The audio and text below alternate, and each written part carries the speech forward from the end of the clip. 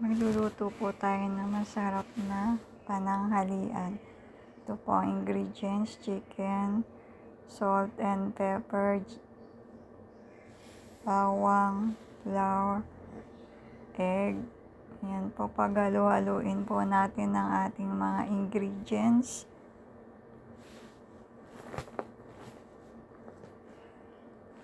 Yan po, lagyan natin ang ating salt, sugar, and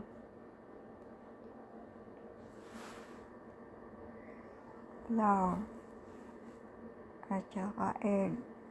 Paghalo-haluin lang po natin yan nang magsama-sama ang mga ingredients.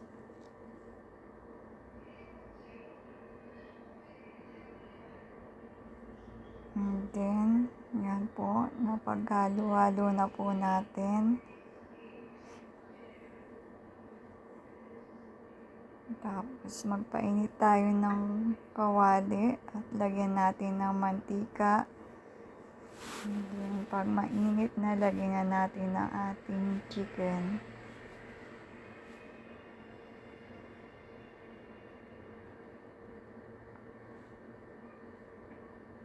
Yan po, nilalagay natin ang ating chicken.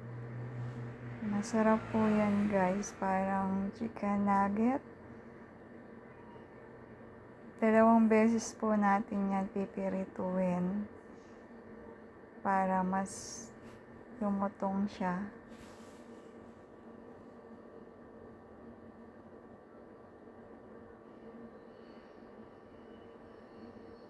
Yan po.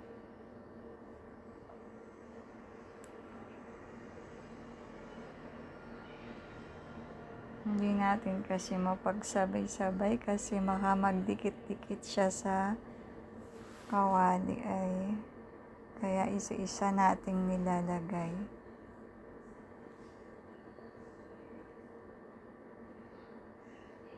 Yan ang unang salang. Yan, biniligtad na po natin. Yan po. Mukhang masarap na siya. Yan na. Pirito na po natin lahat. And then, pipirituin uli natin siya. Painitin uli natin ang ating kawali. Yan. Nilagay uli natin siya. Lahat na natin nilagay. Kasi pipirituin na uli natin siya sandali lang sa mainit na mantika. Para lang siyang mas lumutong siya at maging crunchy. Yan po, luto na po siya. Looks yummy.